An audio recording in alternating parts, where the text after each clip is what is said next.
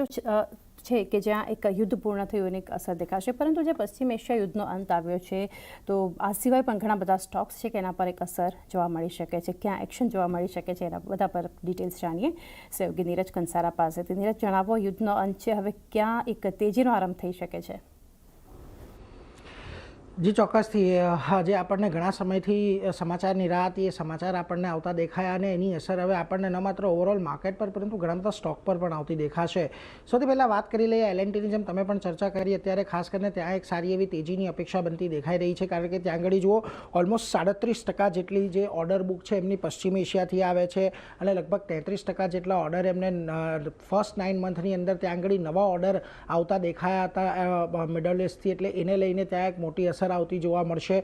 બીજી કંપની ખાસ કરીને તમારે KEC ઇન્ટરનેશનલ પર નજર રાખવાની છે. ઘણા બધા ઓર્ડર્સ આ કંપનીના એક્સપોર્ટ ઓરિએન્ટેડ હોય છે અને એમાં પણ મિડલ ઇસ્ટ સેન્ટ્રિક તેમની ખાસી એવી મજબૂત ઓર્ડર બુક છે. 9 મંથ FY26ની વાત કરીએ તો ઓલમોસ્ટ 20% જેટલી ઓર્ડર બુક એમની વેસ્ટ એશિયાથી આપણને આવતી જોવા મળતી હતી, એટલે એના પર પણ એક નજર રાખવાની છે.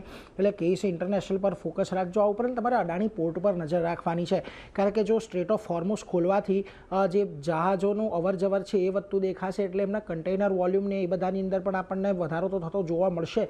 બીજી તરફ ઇઝરાયલનું જે હાફિયા પોર્ટ છે ત્યાં પણ થોડાક ઓપરેશન નોર્મલ થવાની અપેક્ષા છે અને એને લઈને પણ અદાણી પોર્ટના કામકાજ પર આપણને પોઝિટિવ અસર આવતી દેખાશે, એટલે ત્યાં પણ એક તમારે ધ્યાન રાખવાનું છે. બીજું તમારે ખાસ ધ્યાન રાખવાનું છે જે બાસમતી એક્સપોર્ટ કંપનીઓ છે, દાખલા તરીકે LT ફૂડ્સ, KRBL, એ બધા પર પણ અસર આવતી જોવા મળશે, કારણ ઈરાન એક બહુ મોટું માર્કેટ છે બાસમતી રાઈસનું. હવે પ્રતિબંધોને લઈને આપણે સીધો વેપાર તો નહોતા કરતા, UAEના માર્ગે વેપાર કરતા હતા, પરંતુ હવે જે ખાસ કરીને જો આ પ્રતિબંધો અમેરિકા પર જે લગાવ્યા હતા ઈરાન પરના એ હટે છે તો એક સીધું માર્કેટ ઈરાનના એક્સેસ મળી જશે અને ત્યાંથી પણ એક એક્સપોર્ટ વોલ્યુમ છે આ બધી કંપનીઓ માટે આપણને વધતા દેખાશે, એટલે એ બધી કંપનીઓ પર પણ નજર રાખવાની છે. છેલ્લે OMCsની પર ધ્યાન રાખીશું, કારણ કે જે ક્રૂડની અંદરનો ઘટાડો આવ્યો છે એટલે એ બધાની અસર જોવા મળશે. બીજી તરફ અત્યારે ઘણો મોટો ભાવ વધારો લીધો છે, એટલે એને પણ સ્ટેબિલાઇઝ થતાં એની પણ અસર આવતી આપણને આવનારા સમયની અંદર દેખાશે, એટલે એના પર એક ફોકસ ખાસ કરીને રાખીશું. અને છેલ્લે ઇન્ડિગો પર એટલા માટે અસર રાખવાની છે, જેમ વાત કરી ATFને લઈને તો એક મહત્ત્વના સમાચાર, ATFને લઈને તો એક મોટી રાહત આપણને આવતી દેખાશે જ, પરંતુ UAE એક ગ્લોબલ કનેક્ટિવિટી માટેનું એક બહુ મહત્ત્વનું હબ છે, એટલે અત્યારે જે ફ્લાઇટો તેમને રીરૂટ કરવી પડે છે, કે જે લાંબી ફ્લાઇટો છે એ બધી ટૂંકી કરવામાં આવશે અને એ બધાને લઈને પણ થોડુંક જે ઓપરેશનલ ખર્ચ છે એ થોડોક ઓછો થતો દેખાશે ઇન્ડિગોનો, એટલે એ બધી અસરોની પણ એક પોઝિટિવ ઇમ્પેક્ટ આપણને આવતી દેખાશે. તો આ બધા સ્ટોક્સ છે,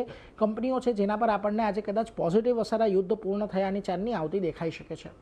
નીરજ, આભાર આપનો આ બધા સ્ટોક્સ પર ડિટેલ્સ પર માહિતી માટે.